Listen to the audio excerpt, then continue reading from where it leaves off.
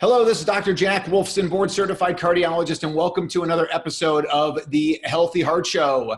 And I'm so excited today to talk to good friends of mine, fellow Arizonans. We've got Damian and Heather Dubé on the show, and it's really going to be fascinating because you're going to hear so much kind of personal story, so much some struggles that they've had, but the triumphs that they've had, and also how they've really become just a leading power couple in the health and wellness space. And I'm really excited to have them on. They'll tell you some of their backstory. They'll tell you all about kind of how they got to where they are now and what they're doing now.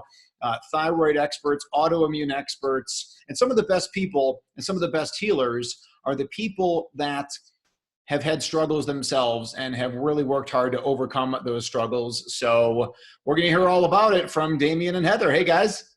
Thanks, Dr. Jack. Wolfson. Yeah, appreciate you having us. Awesome to be here. Fantastic. So let's kind of let's start from the beginning. Let's tell me kind of some of the backstory, and then how you guys met and the whole thing.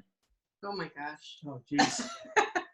And I want and give me the PG version, okay, Damian? Thank you. How we met would have been outlawed today. No. Well, actually, you met through Energy, which is totally cool because fast forward, to our mid 40s, and that's the work that we do in the world today. But, Damian and I met through our shared passion in fitness at the time in our 20s. I was feeling a calling to return to this gym that I had roots at for a long time. And I kind of have always been a person that followed my knowing and my intuition. And so I just went back there, and there was this person, and we kind of just really immediately connected. And so I had a right knee ACL surgery, and he came up to me, and the first thing he said was, well, what are you eating and what are you supplementing? Because you could cut your healing time by 50% if you change your nutrition and your supplements. He had me at nutrition and supplements. So right there, I was pretty smitten, and the rest is history. But wait a second. So, you had orthopedic surgery, your orthopedic surgeon, they must have told you all the stuff about nutrition and supplements and lifestyle, right? I mean, come on. I mean, where does Damian come in to give it? Weren't you like, how does this guy know all this information? Yeah. And the orthopedic surgeon didn't tell me that. No, well, I had, to that point, I'd been pretty, so taking it a little bit further back, I had the onset of a really rare neurological condition at the age of 17 called palatal myoclonus. And really what that means, it's a muscle spasm of the soft palate in the throat. So for me, what that presents as symptomatically as when I stop speaking, those muscles will flex and contract on their own, and which causes kind of like a clicking noise in my ears at all times. That's why she's always speaking. And then like what they call the top neurologists call a perceived pressure in your head. And I can tell you, living with it, it's not perceived. But so from a young age, I went into a world of seeing, being treated by the top neurologists in Manhattan at the Parkinsons Disease Research Institute. And, they had me on all these cocktails of medications. And that's really originally where I woke up. That was originally where I was like, okay, they were filming me for NIH research. They would come in, I would come to my appointment, and 10 white lab-coated guys would come in with the camera and surround me and open your mouth and let's look, and it just was like, one day it just hit me. I was like, these people are not here for me. Like, I'm just like this little lab rat to these people. Like and I'm kind of like a clown in a circus, and like, you're all cray cray and this is not working for me. And so I really was always intuitively drawn to natural healing. At that point, I left that world, and it became really important to me to find a life path that would mean I could live free of medications. It didn't ever make sense to me, even at 17, to like use a medication for a maintenance perspective. And I always was trying to question authority. And I was like, I would say to them like, well, what's the risk of this medication? And that wasn't even in the damn conversation. And they just weren't thinking out of the box. And everything I brought into the conversation, they would kind of, from the inner doctor, they would poo-poo. And so really young, I just wasn't drawn to that world. And so I'm sorry, but let me ask you this. So they give you, the medical doctors, as we know, are really good at giving people labels. we're really good at saying someone's got, coronary disease, and someone has Parkinson's, and someone has, dementia, and all these different things that people have. But what would you say, was causative? What happened? Why did this happen to you when you were 17? Yeah, what's so fascinating, and I love that you said that, because my undergraduate is in psychology, and when I left that world, I literally said to my mother, I said, I believe in the power of words, and I said, we're not going to speak the name of this, it's not coming into this space anymore. I'm Heather, and I have a lifetime to figure out how to live well. And that was it from that point. It was done. I love that. I love it. Not accepting those labels. I love that. Good. Yeah. And so at the time, I'm sorry, Jack, what was the question about the? So whether we label someone with Parkinson's or palatal myoclonus or essential tremors, why did this happen to you when you were 17? Well, I'm 45 now, so I have a completely different perspective of why that happened as a practitioner. Okay. I really, but what they said at the time, they were very myopically focused, of course, right? So I would try to bring to the conversation, well, I had 3 TBIs from the ages of 8 to 17. So structurally, my skull is different, right? I used to, and I'll just be totally honest, because I went through trauma in childhood, the way I processed that wasn't an eating disorder, which, my family members went through, or like, migraines. The way I processed that was, this is really honest. I've actually never said this on an interview, but I would pick at my skin. I had this that kind of picking at your skin, scratching, picking at pimples like that. I would do that like obsessively because I wasn't processing the stress of my environment, and there was no outlet provided to do that or to express. Mm-hmm. And so as someone who's deeply empathic, and I know that now, and intuitive and clairsentient, and I feel things very deeply. I feel energies very deeply. I was a very creative, right-brained person, an artist, and all those things kind of got shut down in an environment of trauma. And so I know today that what it was is that all of my self-expression, I truly believe it's not just structural. I believe that, it was also related to the emotional trauma, that all of the, I did not get this same type of creative expression and emotional expression. And so in my environment, what I was learning, or I learned in that environment, was that it wasn't okay to speak up. It wasn't okay to express what you were feeling or what you were going through in an environment where there was a lot of, anger and emotional trauma and mental trauma going on at the time. And so I believe that truly what happened is, all that pressure, like a pressure cooker, like built up, and finally something had to present. And I absolutely, as like, we believe in the science because that's part of what we do too. But I also believe, and I'm starting to bring energy more into the conversation, because there is truth to quantum physics. There is truth to the energetic field, the toric field. And I do think that, when we talk about the chakras, or we think about those areas of the body, it's just fascinating to me at 45 that I can say, like, everything that I've had presented here symptomatically. And it was my voice that I lost as a child that was really important to me as a creative, expressive person. So, but back to 17, they were busy doing really intense MRIs and looking at my skull, small lesion in a certain area of the brain called the olivary hypertrophy, I think, near the brain stem. And they were like, no, that's it. And of course I would bring everything else into the conversation. But what about the TBIs? Or what about, I pressed on my face and we have cranial nerves in the face. I said, maybe I hit something.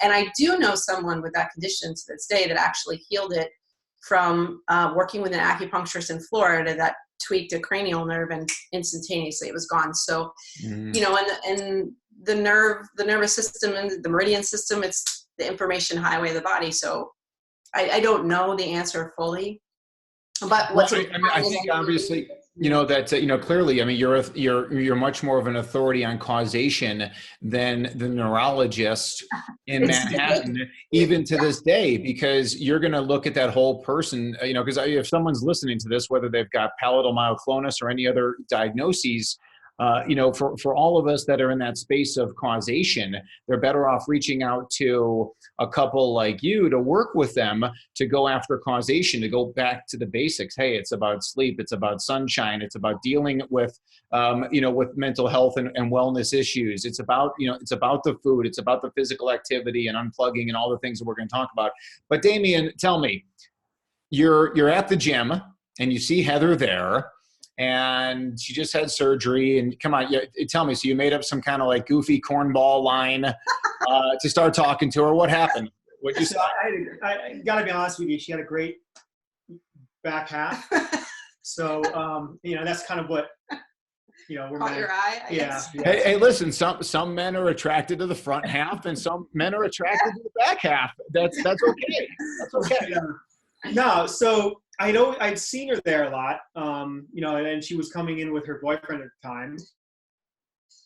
So I think part of it was actually, there wasn't intent behind it. The intent was, this chick just had a knee surgery. I'm going to talk to her about how to kind of help her, So I just kind of gave some input as far as, what are you doing for your knee? What are you doing nutritionally, supplements, so on and so forth. Well, this, I would recommend doing this. This is how I would train. This is, to kind of expedite your healing process and so on and so forth. But it was really, we just kind of connected from that point, so. And you were working, and this was at a rehab facility, right? Orthopedic rehab? No, this is just a gym in Northern New Jersey. Recreational, yeah. Yeah. And Damian, what were you doing at the time? What was your occupation? I think I was doing construction at the time.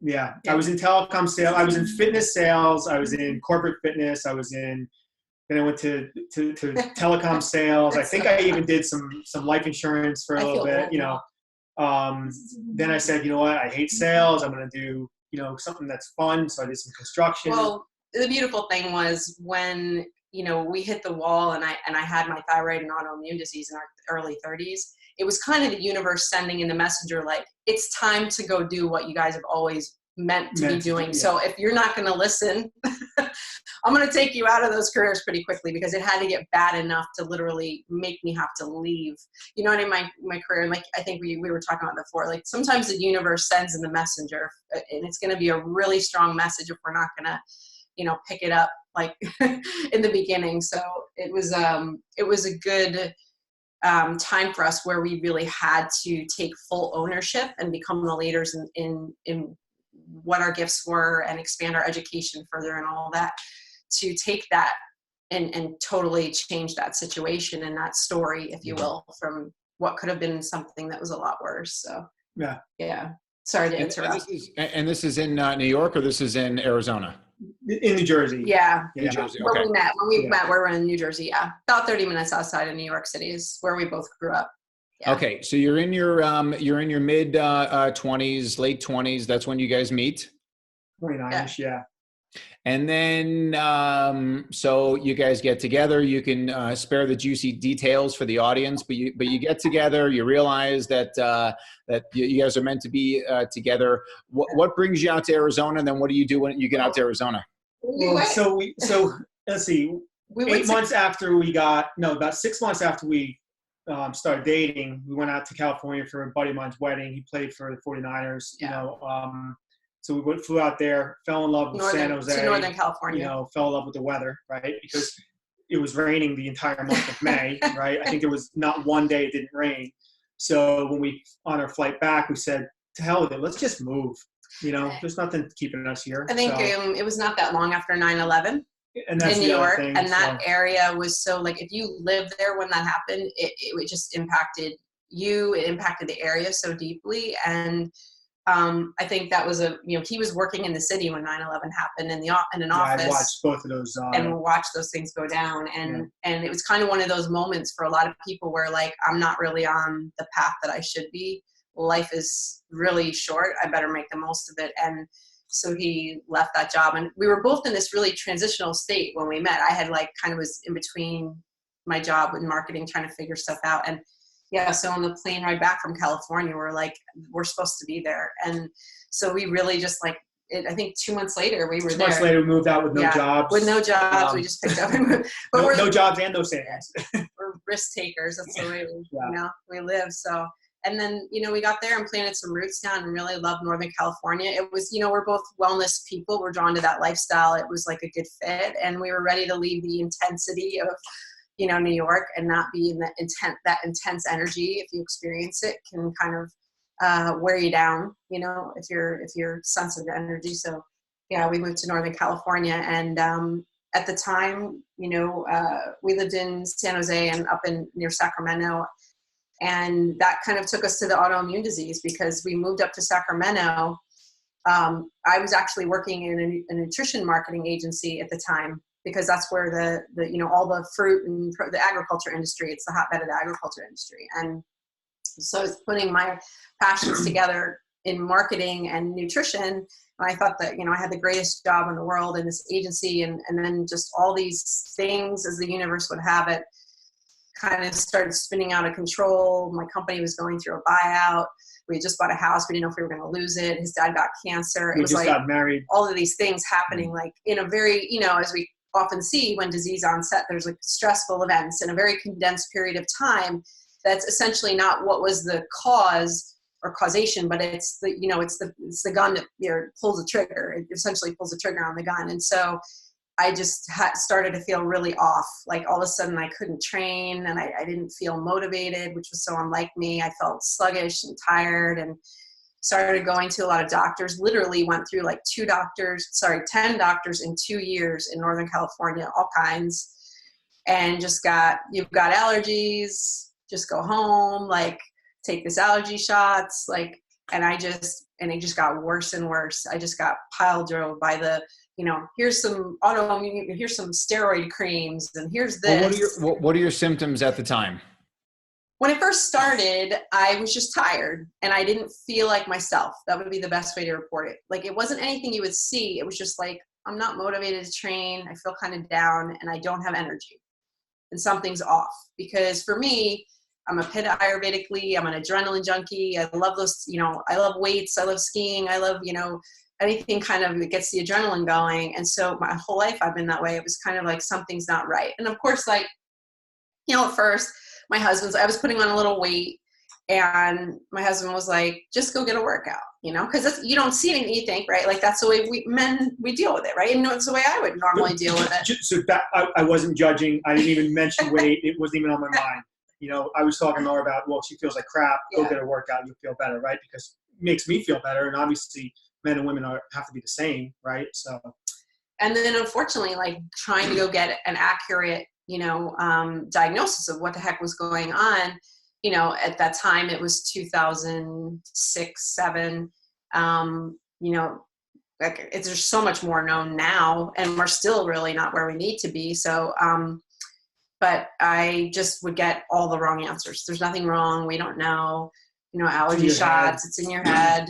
Like, so, and unfortunately the stuff that they gave me, obviously we know now, right, that made it worse, giving me steroid creams because they were focused on a rash on my face or a rash on my neck, or, and so as that kept going, I got worse. All of a sudden now I had strange rashes. Like, I'd have bumps show up on my legs, on my arms, and then they'd go away. And then I'd have, eczema on my neck and eczema on my face. At the worst part, my hair was like falling out in full-on clumps in the shower. My face was blown up. Like, I actually share it on our website. I mean, I don't even look like the same person. My eyes would swell shut and literally get eczema all over them. They were burning intensely like fire. And I felt burning all in my neck. I couldn't sleep at night. My whole neck was just on fire, and it would cover with eczema and peel off over like a 7-day course, and then do it again, and then do it again. It was just like, so all I knew was that I was losing absolute control of my body, because as an athlete, we had done things in athletics up to that point. You're very aware of how you measure something progressively over time, because when you get used to training for an event, you're like, okay, your mind knows how to constantly measure that.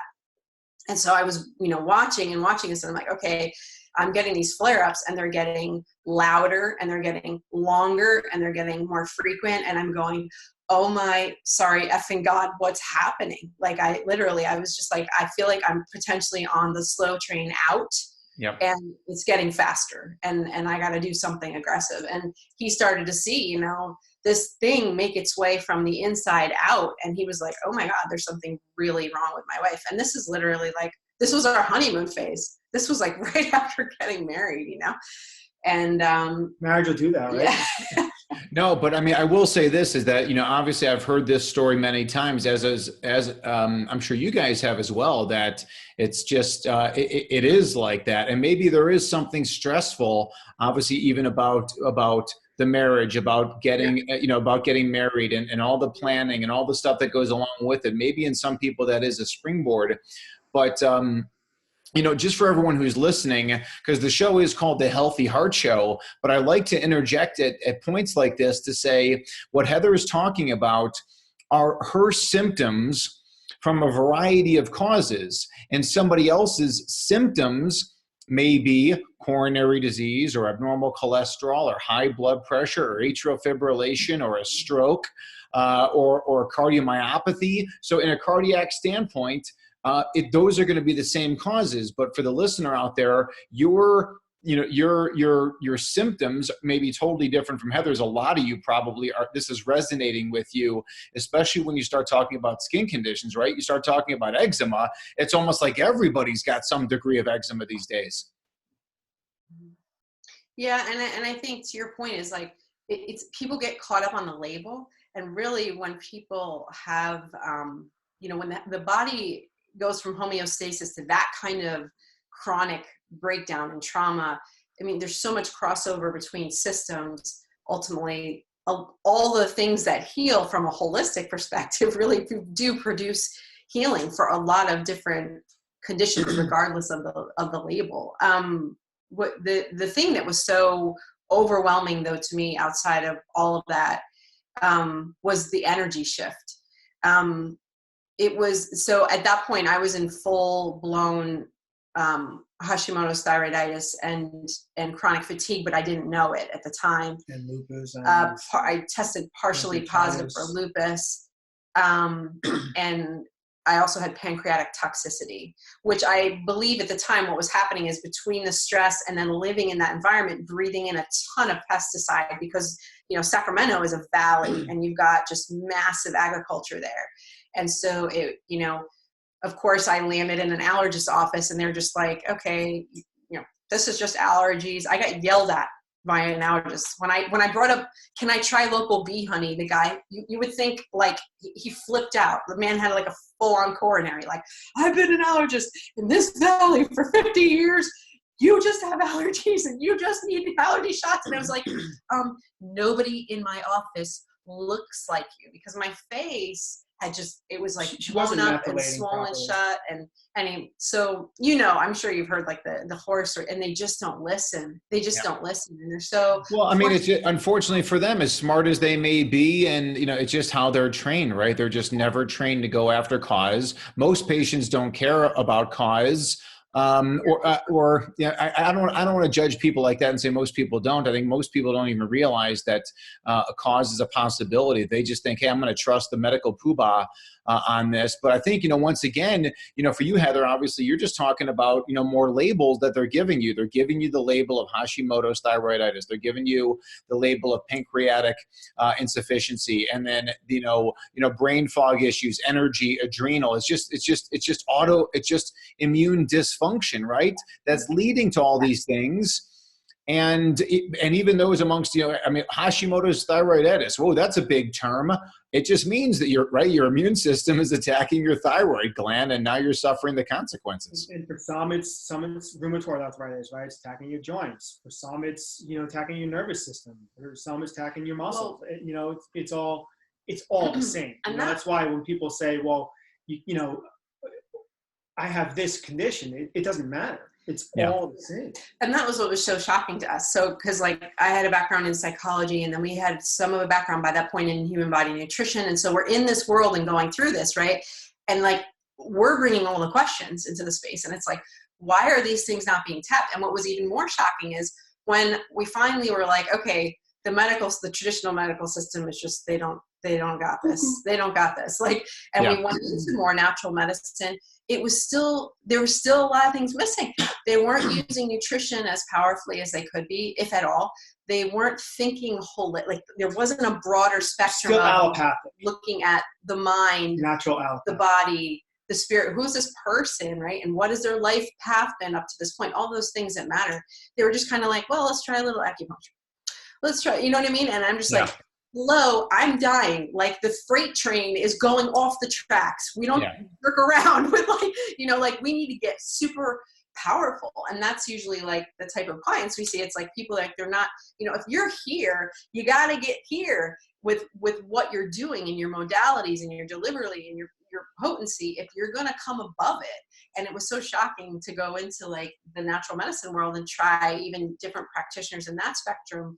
And yet it was just still like, well, here's a couple herbs and like, here's, and then I go to somebody else and it was like, well, let's just try acupuncture. And I'm like, this is not going to do it. It's not going to move the needle, And so that was a real wake up call. Because at the time I started to then look outside of our region, right? Because I'm like, all right, well, I'm not finding the resources I need here. So I'm going to broaden the search, because that's the next step. What do you do? So I didn't realize at the time that there's like, wellness centers that you could fly to. And I did actually try to fly to a chiropractor out of state and do a little bit of work. And that started to get a little bit more powerful, but still there weren't diagnostics being used to get more clear. And it was more of a generalized, again, approach to nutrition. And it was kind of at that point where we were just like, I started to get a little bit better, but we were like, we're going to need to finish the job. You know what I mean? And I left my career because the chronic fatigue was so bad. And at that point I made the conscious decision to go back to school and study functional nutrition to work on my healing. And then everything just snowballed from there. It was like, then we started wanting to help other people have a more potent experience, and he came aboard. And so that's kind of. Well, tell me the road to, I don't know if recovery is the right word, if we ever truly, totally recover. And my experience is that, hearing these stories is that there's always some degree of struggle. Let me say, not always, but oftentimes there is still some lingering effects. But tell me, what is your road to recovery? How did that happen? I think so. Let me touch on the word recovery. I do believe that that you can fully recover. You can fully restore your body back to where it was or where it should be, right? But if you go back to the practices that got you to that place, right? Well, then you're going to go back to that place, right? So I don't believe in necessarily remission. I think remission is too soft of a word. I believe in you can restore. Yeah. But you can't do the same shit you were doing before that caused you to get screwed up. Right? Yeah. And I would say now, like the way that we work, so he's the left brain, essentially. He does the science, he does the diagnostics, he does the nutrition. I'm the right brain. I deal with more of the positive psychology, the energy psychology, the psychophysiological, the brain to gut connection, and the energy medicine side. And so we bring those things together. And so to your point, I just want to point out that I think that there can be physical recurrence of symptoms, partially also because of who that person is from the thyroid up, right? So there's a lot to that, and that's another conversation, but that's why usually when we're working together, I'm supporting them in what's going on from here to here to get them grounded energy here to here, and he's dealing with more the physical, the regenerative stuff. And I think, if someone goes back to having symptoms, we can't discount that it's also how we show up in the mind and not just how we show up physically. Does that make sense, kind of what I'm sharing? Like, we can drag ourselves back into those things by our ways of how we perceive stress. And that's an important part, because I know even research says that sometimes it's more how we perceive the stress than the stressor itself that matters in our physiological implication of that stressor. And he's probably going to disagree with me right now. No, I'm not. Okay. I'm not. But I will add that, there's also a potential genetic component to these things as well, right? Not that your genes are your destiny, right? Because they're sure as heck not. But if you have certain genetic SNPs or whatever, right, that can it can make a predisposition to something, right? So if you're living a lifestyle of toxicity and stuff that's going to kind of turn on those genes, right, and stress and so on and so forth, then that's gonna turn on that bad stuff, that you're experiencing, right? Sometimes those genes are actually, if you have a genetic SNP, it can actually be used for good too. It can be what's causing you to be such a high driver, or very focused, or a multitasker, whatever, right?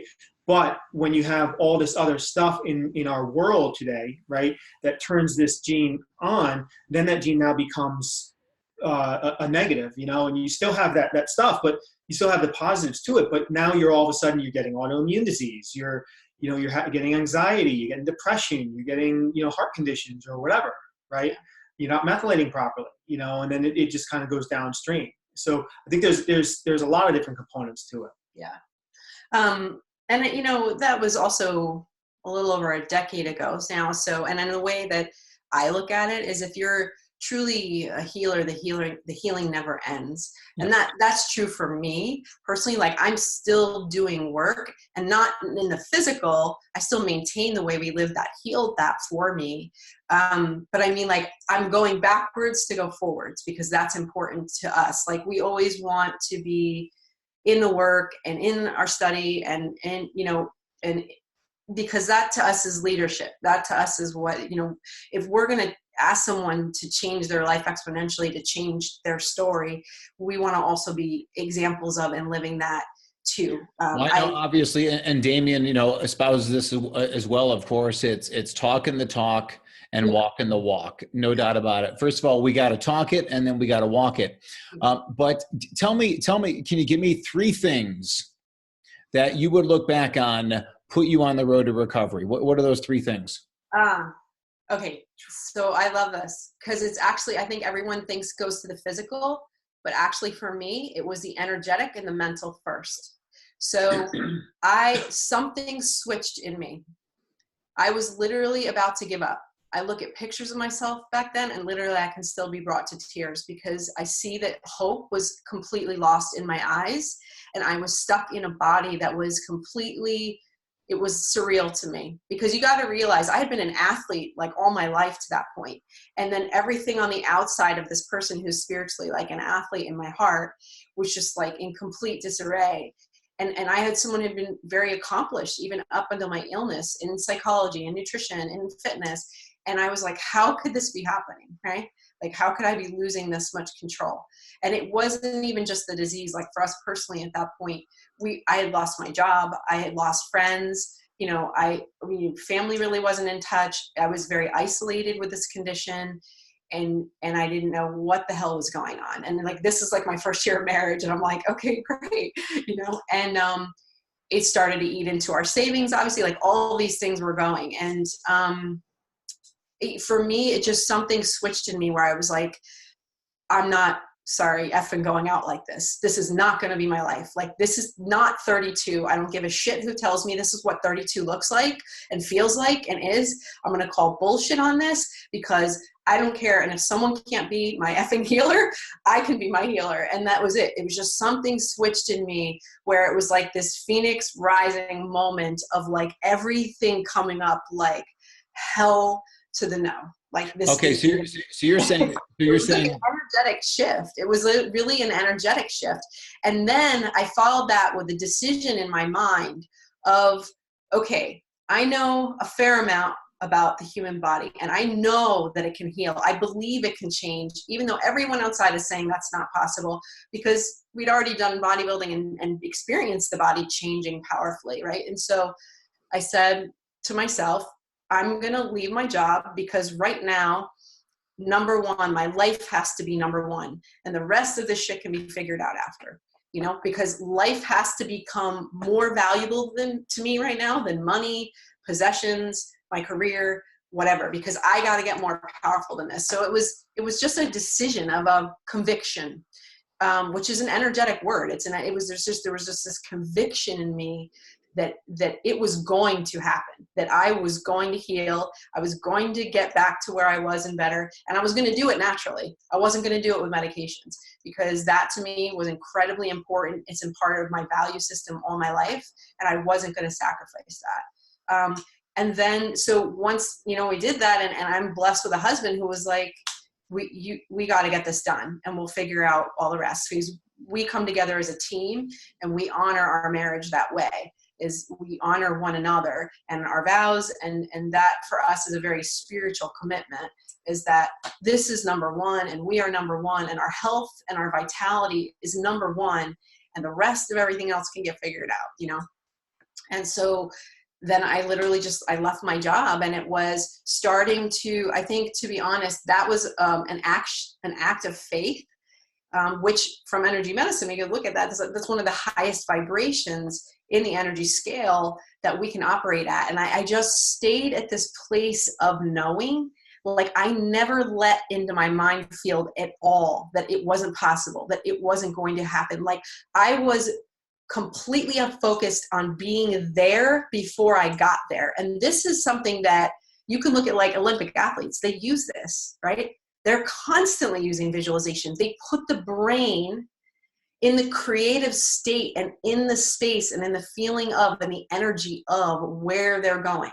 They're seeing themselves at the finish line. They're seeing themselves on the first place podium. They're seeing it before they get there. And they do it constantly every single day for 4 years up in the competition.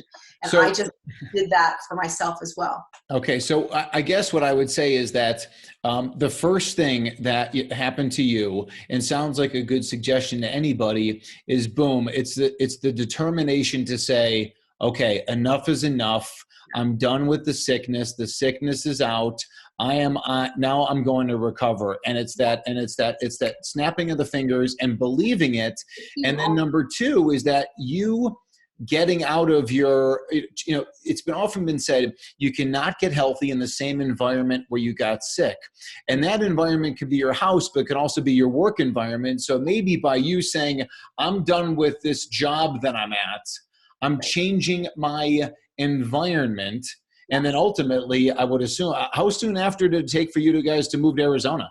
Well, and that was funny because it wasn't in the plan. But yeah, so what you're saying, just to touch on that, Jack, is it was a conscious decision to leave my job because I worked in an agency, which is a high stressful job. And I didn't know exactly what was happening in my health at the time, but I was aware that if I exposed myself to any form of stress, whether it was an environment or people or something, in my environment, like loud music, that it would agitate my fatigue, and my symptoms would increase. And so I had to accept that truth and be like, I can take action here, and this is the first thing I'm going to do. And then from that point forward, I started to be led to the things that allowed me to find and create more and more in healing, to kind of like pull the pieces together and continually get better, and then return to go to school.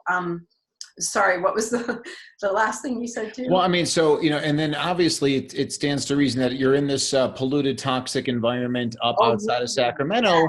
And then you get to Arizona, which is not necessarily much better, but at least I guess it's different, right? So getting out, I tell this to patients all the time, wherever you're sick, you got to get out. Yeah. Yeah. And I love that you say that, because that's the other thing. Sorry, I was going to mention on the first part, you have to be all in. That's kind of what I was saying. It's that. And one of the things that upsets me for seeing a lot of people with their disease process, and this is not to say, you maybe you need to up and leave your job, maybe you don't. But what I am saying is, like, you do have to be all in. Like, you can't just like do a little bit here and a little bit there. If you truly want to claim your healing and stop claiming your label and your disease, you need to be all into what produces that healing.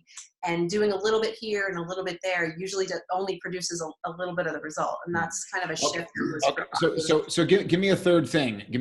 So you said it's the realization of, like, boom, I'm going to defeat this. Enough is enough. Enough with the fatigue and the sorrow and the woe is me, and I'm going to kill myself over this. No, I'm going to live. I'm going to change. That's number one. Number two, maybe it doesn't have to be as dramatic as moving cities or changing jobs or relationships or whatever. But I find sometimes that the more you change, the better. What else? Give me a third thing.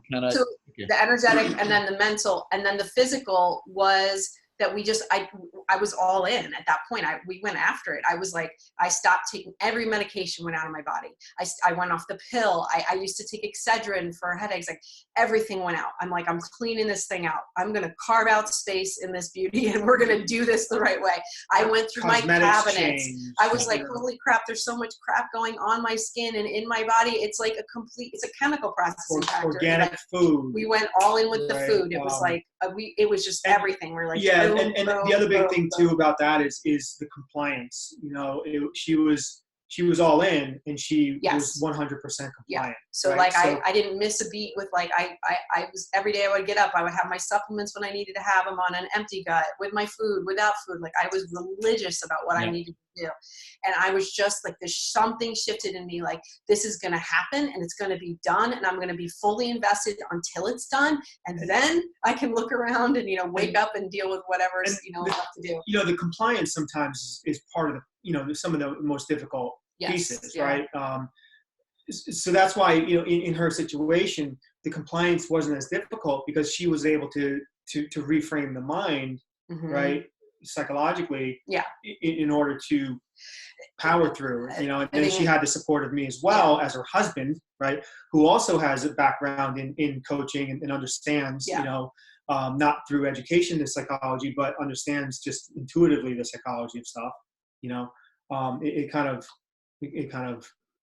I would agree with that. It allowed me to really dial in because I just drew on the mindset that I use as an athlete for competing. When you're an athlete, you're used to having long periods of isolation with focused goals over a long period of time. And I just dove right into that. And I was like, give me my food, give me my supplements, let's go. But it was an act of us committing to take our commitment to wellness higher. It was like, and he did it too. Like he's changed, did it too. It wasn't just me. He's like, I'm your teammate and I'm going to do this with you. Like as I learned to eat differently and eat a whole foods diet and change the food, he did it. And he even made it better with his cooking and the ways that he would explore, making it enjoyable and exciting and creative and fun. And like, he started changing his products. He was just like, well, what, I don't, why would you not want to? Like, that's what success is. Like, if you're watching a spouse go through this and hey, I'm in a human body too, and this likely could be happening, or these kinds of similar effects, like, I don't know why you would not want to. One last big thing is we shifted our thought process, around what the average person kind of views as a necessity, right? For 10 years, we didn't buy Christmas presents.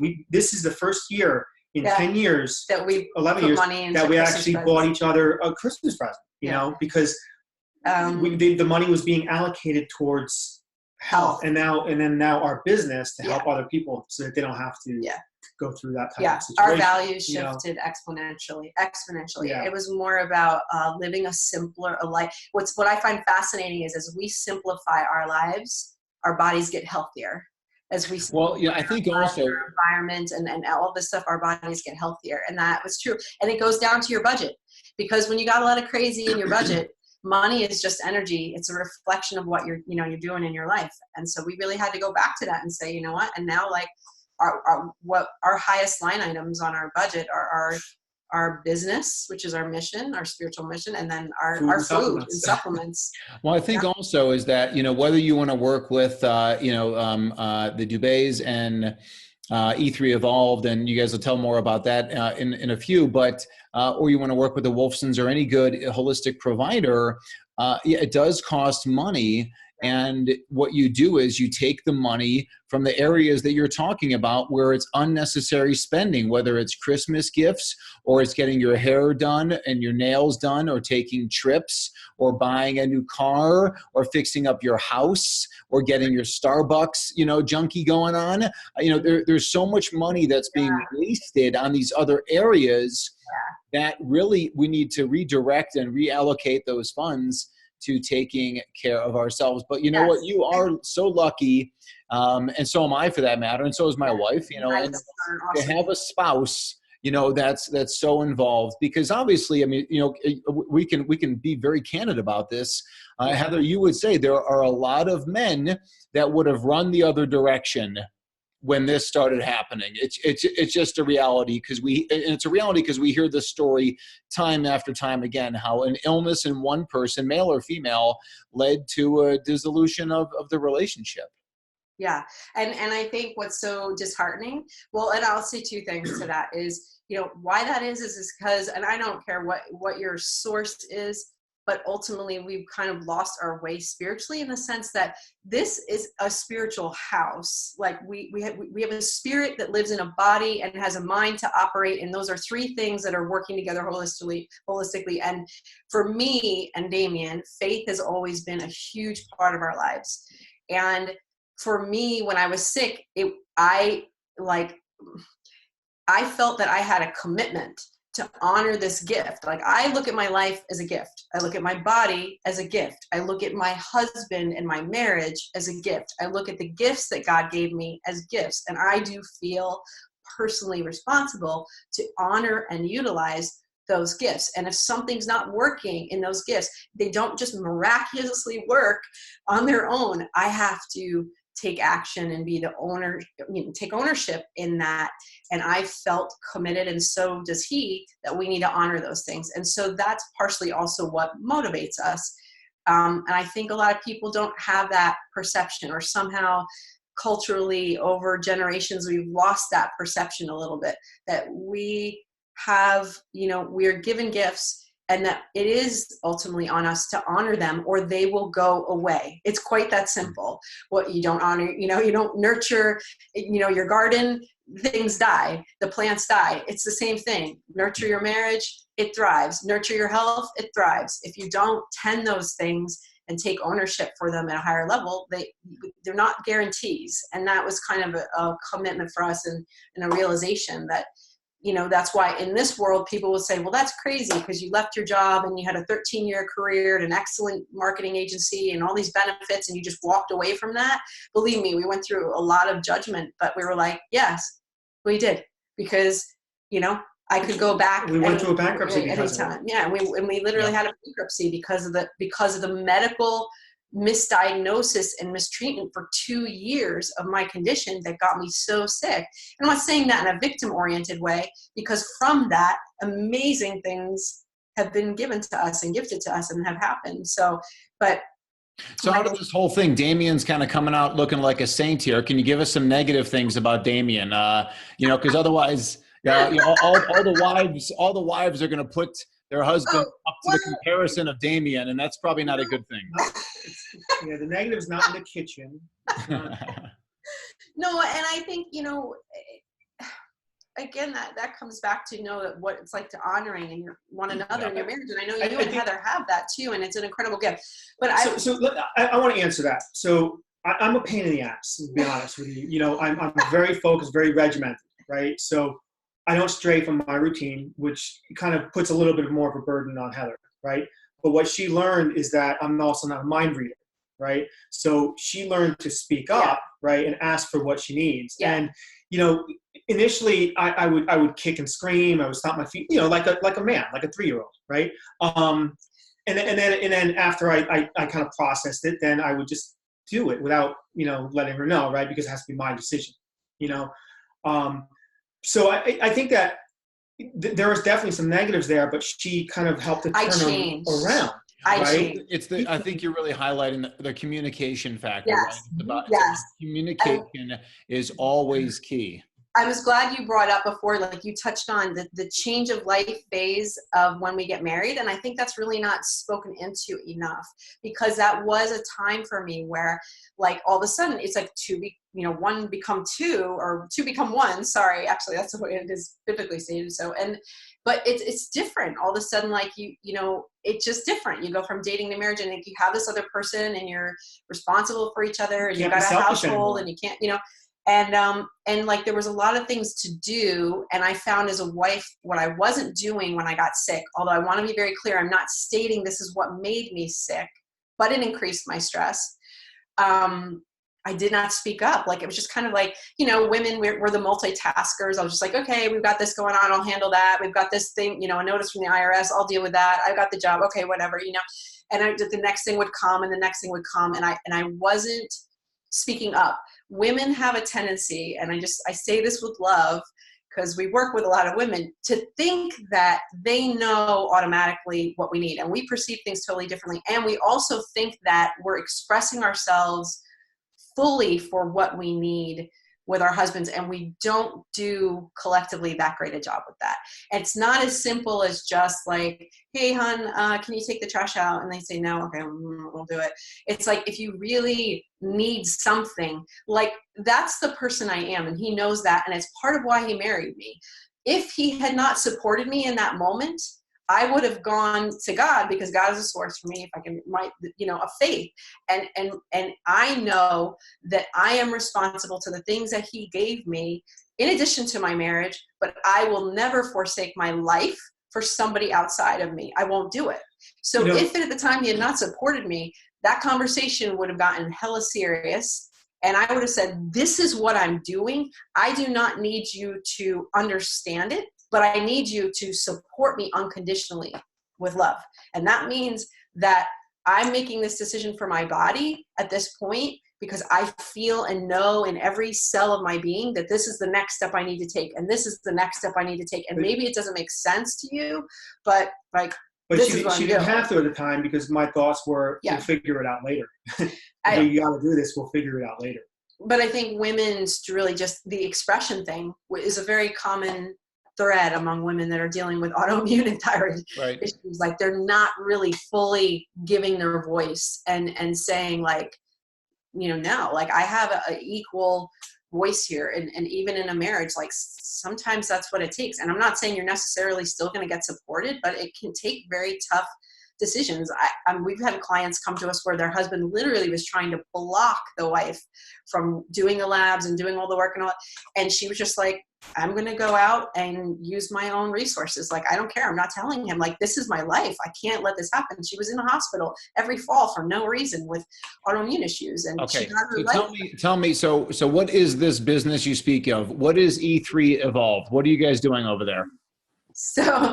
So it's actually E3 Energy Evolved, which is really what it is a higher approach to energy. It was kind of the shift in knowing myself when I was going through those thyroid and autoimmune issues, that energy isn't just simple as metabolism. It's not just simple as eating like sports nutrition and getting a workout in. Energy is life force, chi, prana.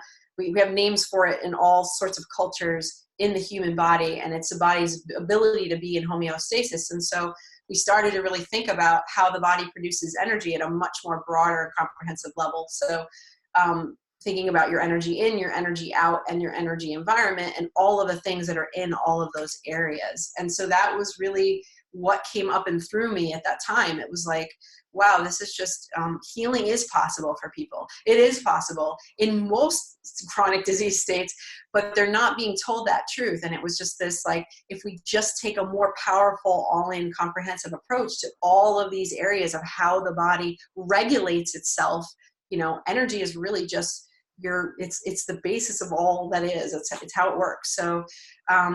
So we started initially working mostly in functional nutrition, because I know you guys know and work in too. It's really for us what we're going to put into the body from a nutrient perspective when we're in a chronic state is going to be 70% or better of what's going to move that needle to make the difference of creating a different reality. And so together today, we pair science and then also psychology and energy medicine to really, meet the person in thyroid and autoimmunity where they're at, and move with them over a period of time in kind of a bio-individualized but managed care situation, so we can walk them through the process.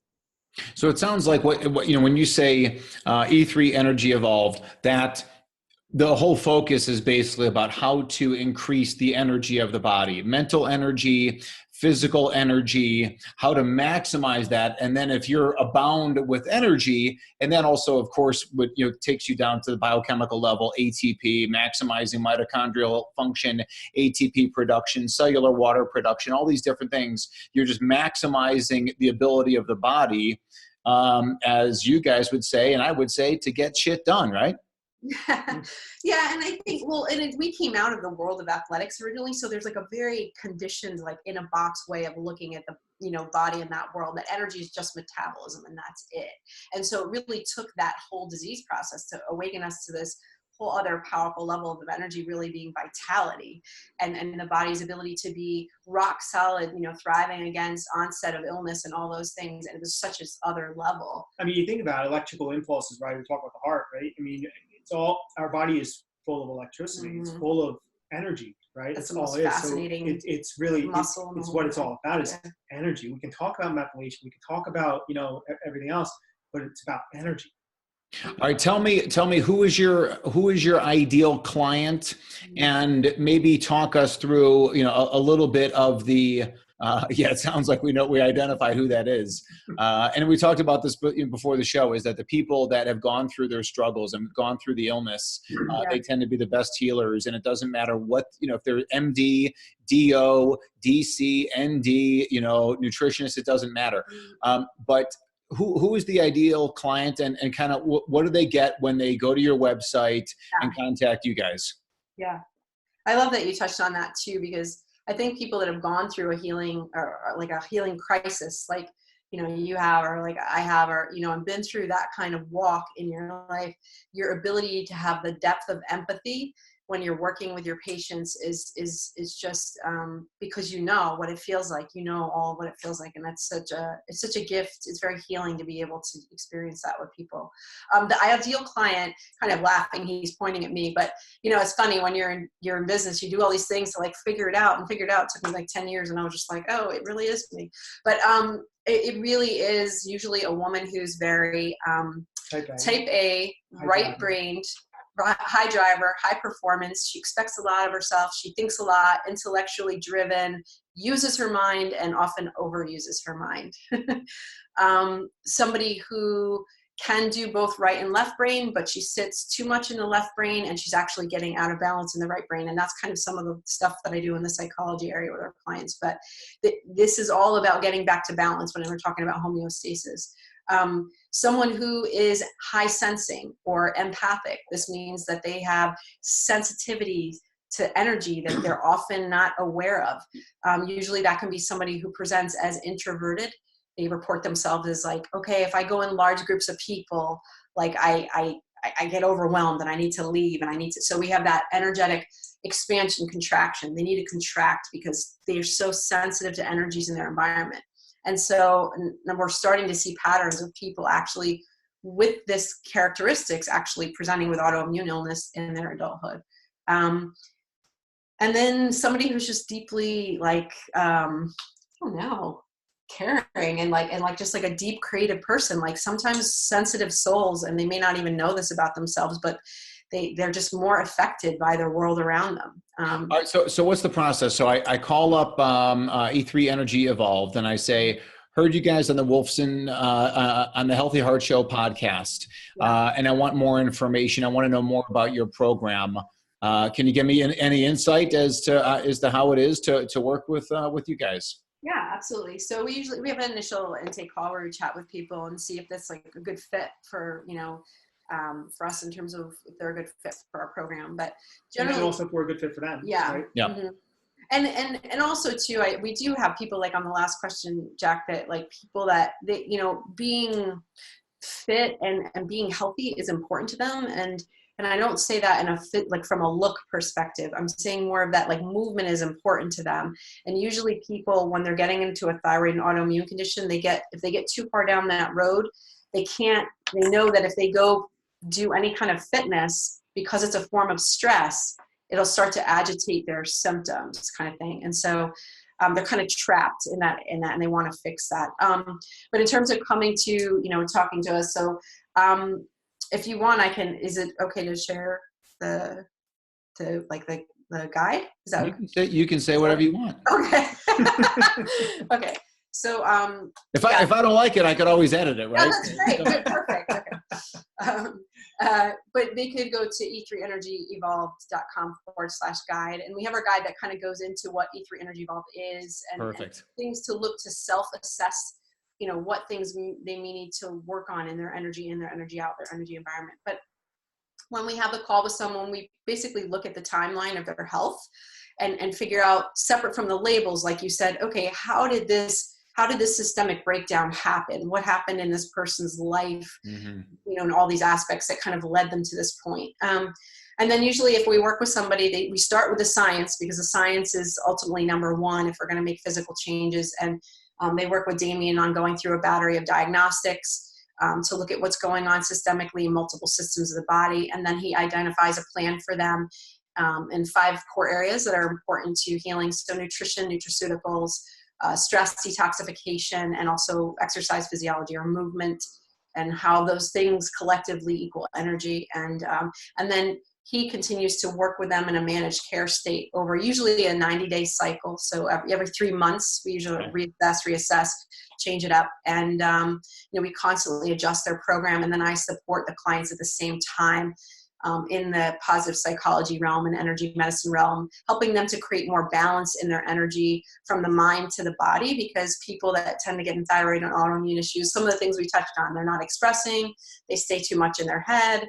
There's a lot of imbalances going on that they're not aware of. And I just help them develop mastery in those areas while he deals with the physical. Okay. I'm going to ask a question, and this is for Damian only. Is that possible? We want to leave the room? I love you, Heather. I mean, no disrespect and no insult. This is phenomenal stuff. This is great. Damian, speak to the thousands of men that are going to listen to this podcast. It's funny. Video. Sorry. And speak to them on how it is with a spouse, with a wife who is sick, and how you deal with that, how you dealt with it, and how to be part of that successful journey with the spouse. So I'm going to start with a little story. I don't know if you saw me talking about this recently, but about a year and a half ago, I was at the gym speaking with a gentleman in his late 20s, like 28, 29 years old. Very successful. He's talking about his wife, how she's got thyroid disease, autoimmune issues. She's really fatigued, so on and so forth. Hormone problems. She's 28 years old. I explained to him kind of what we do. That's exactly who we work with. He says, "Well, I would never spend that on my wife." A year and a half that's been resonating with me. Finally, I was speaking with a friend of his, because I won't even speak with this person anymore. That's just a disgusting statement. I was speaking with a friend of his, and he was saying, oh yeah, his wife, who's now 29 and a half or so, just had her uterus removed, just had her ovaries removed, is on a boatload of medication. She's full-blown chronic fatigue. She can't even get out of bed, so on and so forth. Meanwhile, this dude went, while I was speaking to the friend, the husband was on a $40,000 hunting trip in Alaska. So right there, first it's about priorities, and really your family, your wife is your ultimate priority. When you get married, you're uniting, kind of what we talked about, right? Earlier, you're uniting as one, and it becomes more challenging, but at the end of the day, it's really what everything is based on. You are now together, you are now one. So if she's sick, I'm sick, so how I dealt with it, initially I dealt with it like any man, right? We're problem solvers. That's the way we think, right? You come to us with a problem. Well, I need to solve it. No, I had to kind of take a step back and realize that it's not something I needed to solve. I just needed to be supportive. I just needed this emotionally, which is very difficult to do from coming from, a very left-brain Italian man, right?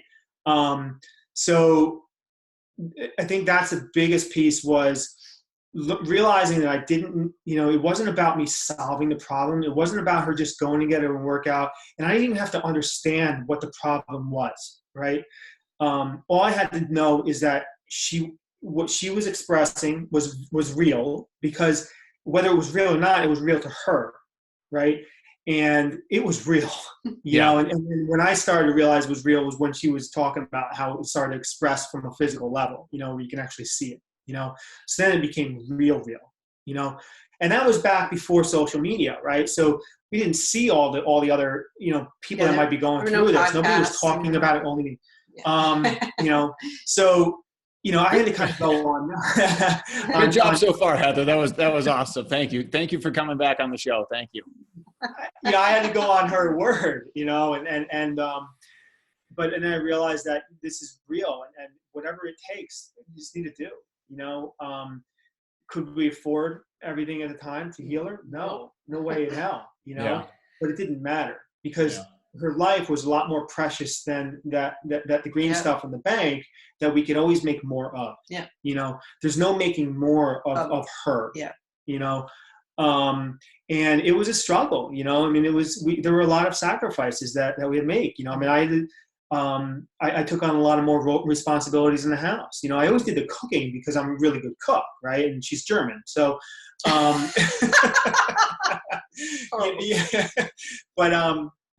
I started doing, the house, cleaning the house. I started.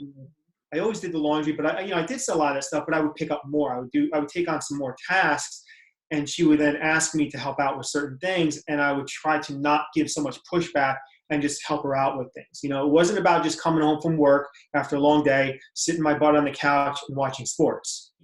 At this point it was, what do you need? What do you need me to do?